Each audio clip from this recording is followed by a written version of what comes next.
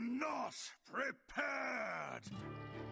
If you want to be climbing ranks in Hearthstone, you gotta be playing the best Hearthstone meta decks right now, and in this video I will show you just that. We will go over 5 of the best decks in Standard right now, as well as all of the other working archetypes which we haven't mentioned, for each individual class. So with this single video, you will know exactly what you should be expecting from the Hearthstone meta right now, and you will be better prepared for it. If you're serious about Hearthstone, definitely consider subscribing to the channel. I give you guys weekly top 5 meta reports like this every week, and we also go into detailed guides on certain classes, and I give you actual coaching sessions so you guys can see what exactly you need to be thinking of when playing each deck. Now let's jump into the decks. The first deck on the list for this week, I think, should be Kris Imp Warlock. Kris Imp Warlock really proved to be quite the powerhouse, and I've been having some seriously easy coaching sessions with it lately, with crazy win rates. The deck is not too complicated, but I have a feeling some of you are still misplaying with it, keeping suboptimal cards like early game curses and things like that. You really shouldn't. The concept of the deck is simple, but it comes in basically 2 parts. In the early turns, you want to be sticking minions on the board and dealing board damage as much as you can, but in the mid game, you usually lose the board and you gotta be switching to your second gear, which is obviously the curses. You gotta be careful how greedy you get with those, because you could bait yourself into trying to make bigger curse turns than you can actually afford to. If the opponent starts keeping a big hand size, you can't really be affording to be shuffling more than 2 curses in their hand, so no need to push yourself to actually pull those off. Either way, check out my detailed coaching session with this deck if you want to learn how to play it better. For the matchups, we have very populated stats, and you can see things like Quest Hunter, which you're never gonna see nowadays honestly, Aggro Demon Hunter, and also Miracle Rogue and Mind Rogue can be a problem for you, and same goes for Enrage Warrior. Honestly, I feel like Charge Warrior can be a lot harder of a matchup than the stats show, because they can basically kill you from hand, and they don't mind actually stacking a big hand size against you either, so it can be quite the problematic matchup, especially if they get their lucky cards. Mulligan wise, here's what it looks like, and when going first, this is what you need to be looking for. You want your early game good imp cards. If you're already curving out Mischievous Imp and Location can be amazing, and same can be said for Impending Catastrophe, but you can't really be keeping all of these every time.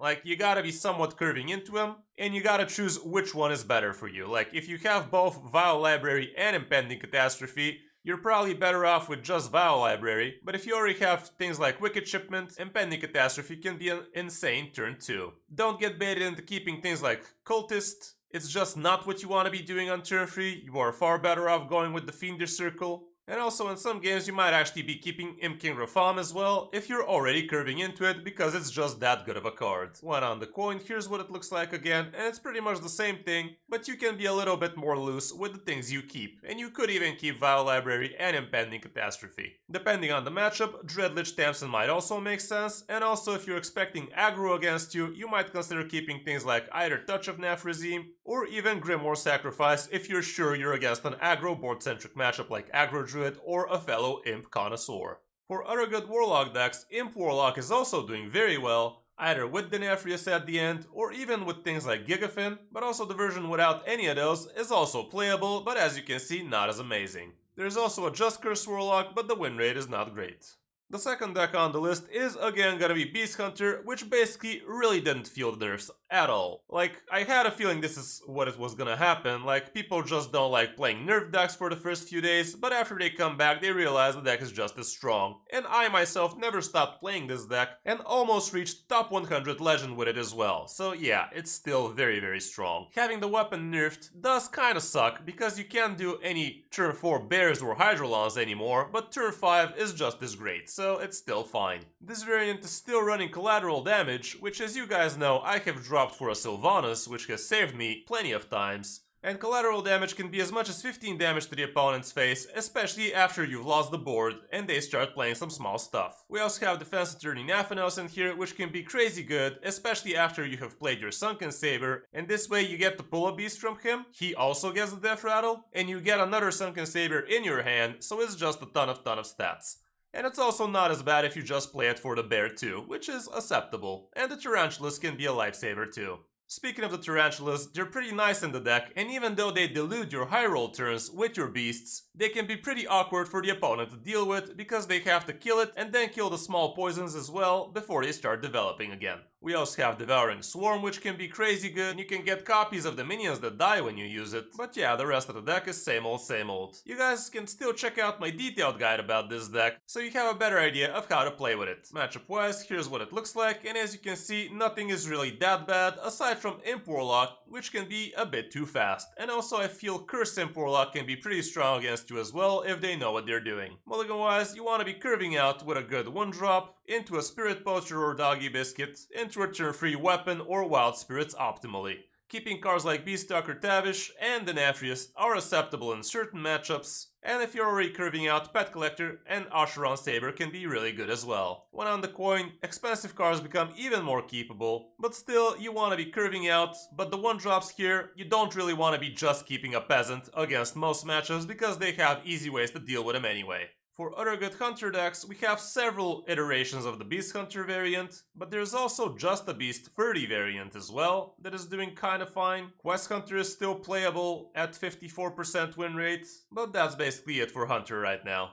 On the number 3 spot, we have Highlander Paladin, which is not really Highlander, but you kinda make it into a Highlander once you play the Jailer, cause you literally delete your deck, so yeah, you don't have 2 copies of him in the deck anymore. Control Paladin can actually be pretty strong right now, and you have pretty good early game, and also the new Order in the Court card can be quite the lifesaver for you, cause that way you basically rig your deck to get all of the OP cards at the end, and really start controlling that board. The deck feels very awkward to play against, and it has several good board clears like Spammy Arcanist, Equality combined with your city tax, even Wild Pyromancer, and you also have Samuro, which can get buffed, and even a Consecration. Teotar is also in the list so you can mess up the opponent's game plans, and with the Jailer it can be pretty impossible to deal with later on. Sire Denatrius is also pretty nice so you can get a bunch of healing and possibly kill your opponent, and also Ragnaros the Light Lord can be pretty OP as well after Kirill got played. Matchup wise, here's what it looks like, and Fell Demon Hunter might be a problem for you, but everything else looks like fair game. Mulligan wise, we don't have that much stats, but again, curving out is a good idea. Order in the Court can be pretty good as well, but make sure not to be playing it too early, because if you do that, you're just gonna start top decking bricks. Alliance Bannerman is pretty good, Hero Rome can be pretty nice as well, Battle Vicar so you have stuff to play and actually discover more stuff, Knight of the Anointment is obviously a great 1-drop, Righteous Protector is great, but you might want to be holding back with it, because it can be a huge defense tool for you later on as well, because a taunt with Divine Shield is just requiring 2 sources of damage, and that is not super easy for a lot of classes. Stoneheart Vindicator is pretty nice as well, and depending on the matchup, you might consider things like Equality. Seafloor Savior is in general just a good keep,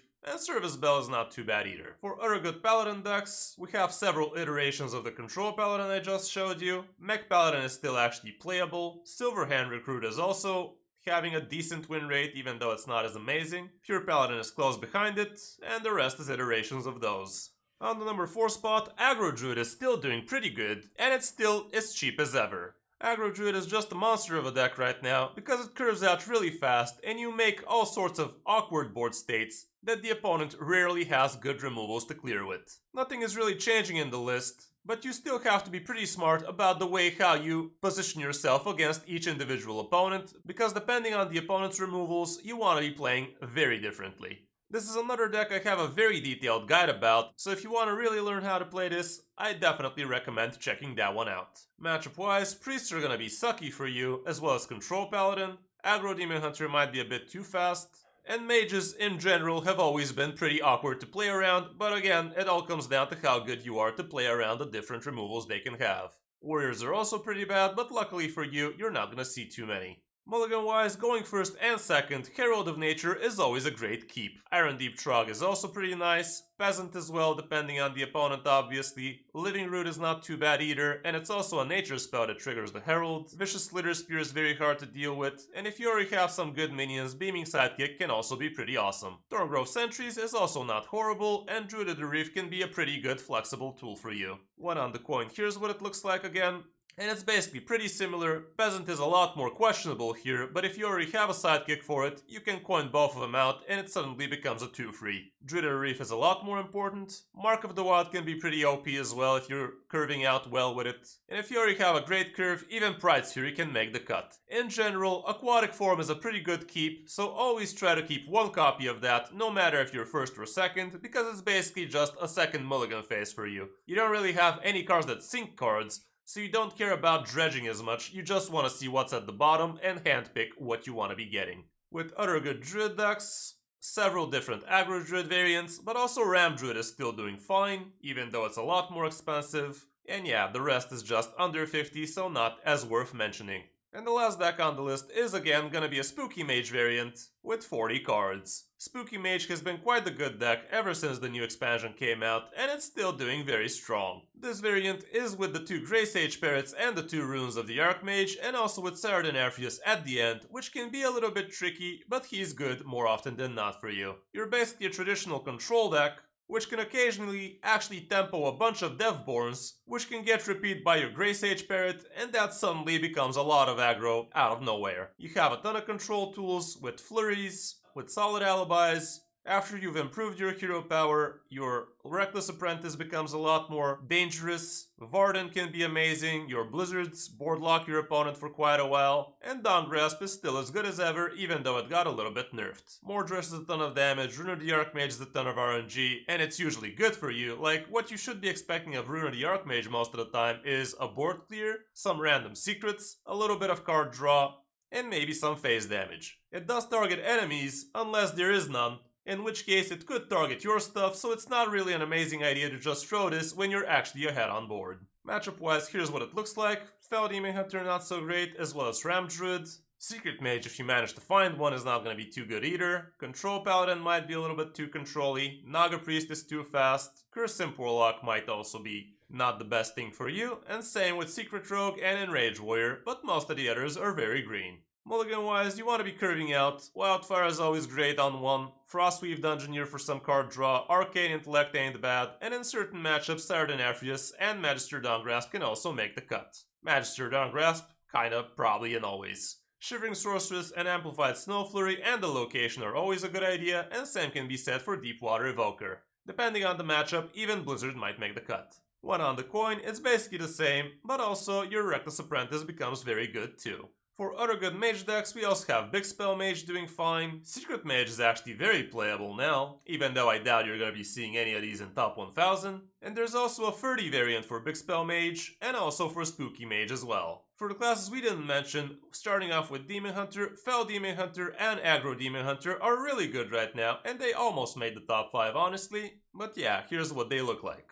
Fel Demon Hunter is still heavily relying on the relics, but it also has Jace at the end for that extra push. With Priest, Naga Priest, and Boom Priest are still doing very strong, and also Quest Priest is still decent, Thief Priest not as much, and Boar Priest you gotta be really good to make that one work. For Rogues, Miracle Rogue, Thief Rogue, and Secret Rogue are actually playable again, even though the nerf to Edwin really did make a big hit on him. In Top Legend, you are seeing a lot of Secret Thief Rogues, but the skill cap there is pretty high, since you gotta be really good with all of the awkward cards you are gonna be receiving.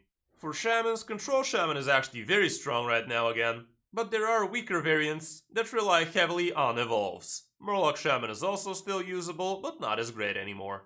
And for Warrior, Quest Warrior is actually visible again with a positive win rate. That's been quite a while since that has been the case. And Rage Warrior has some potential again, and also Charge Warrior is above 52, so you have several variants of Warrior you might want to be trying if you really want to be playing that class. So that's gonna be it for this video, guys. I hope this helps you figure out what you want to be playing in the current Hearthstone meta. Don't forget you can also hire me for some Hearthstone coaching, and you can be sure I'll do my best to make you a better Hearthstone player. Thanks for watching, I'm Kris05, and I'll see you in my next video, or stream.